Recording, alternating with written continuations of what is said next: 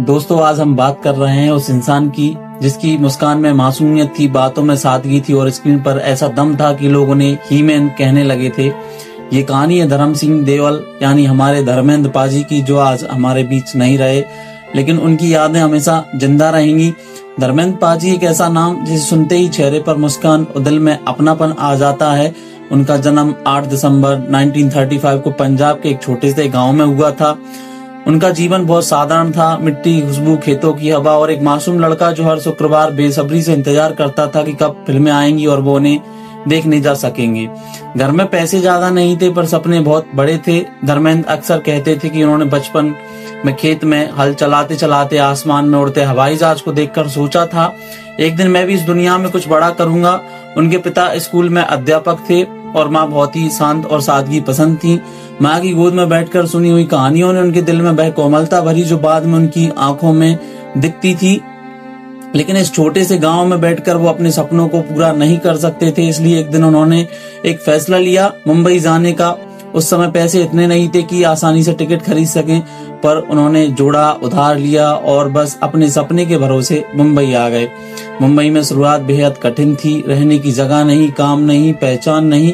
कई दिनों तक सिर्फ चाय और बिस्किट खाकर गुजारा किया। कभी स्टेशन पर रात बिताई, कभी शूटिंग के बाहर खड़े होकर सोचा क्या सच में कोई मुझे मौका देगा। लेकिन किस्मत ने दरवाजा खोला जब 1958 का एक टैलेंट कॉन्टेस्ट उन्होंने जीता। फिर 1960 में उनकी पहली फिल्म दिल भी तेरा हम भी तेरे आई। धीरे धीरे लोग उनकी मुस्कुराहट, उनकी मासूमियत और उनकी ईमानदारी से एक्टिंग को पहचानने लगे।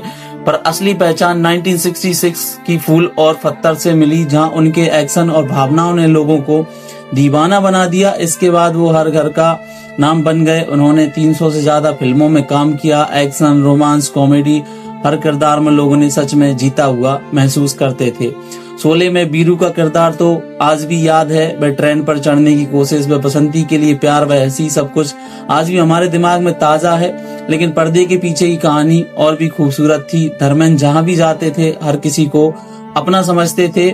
Junior artist, lightman, makeup artist सब कहते थे कि पाजी में किसी को भी सम्मान देने की आदत थी। इसी वजह से उन्हें सिर्फ हीरो नहीं, ही मैन कहा जाता था, क्योंकि उनका दिल भी उतना ही बड़ा था जितना उनका व्यक्तित्व था। परिवार की बात करें तो उनकी जिंदगी में कई उतार चढ़ाव आए, पर उन्होंने कभी किसी से दूरी नहीं बनाई। उनके बच्चे सनी देओल, बॉबी देओल और ईसा देओल आज भी उनके संस्कारों की मिसाल हैं। 2004 में वह राजनीति में भी आए और लोगों की सेवा करने की कोशिश की। अपने लंबे करियर में उन्हें पद्म भूषण से सम्मानित किया गया। पर सच कहें तो धर्मेंद्र जी का सबसे बड़ा सम्मान उनके चाहने वाले थे। वो लोग आज भी कहते हैं कि धर्मेंद्र सिर्फ एक एक्टर नहीं थे बल्कि एक फील थे, एक इमोशन थे। और आज जब उनकी डेथ की खबर आई तो ऐसा लगा कि जैसे हमारे घर का कोई अपना चला गया हो। उनकी मुस्कान, उनकी आंखों की चमक और उनका अपना सा व्यवहार, ये सब कभी भुलाया नहीं जा सकता है।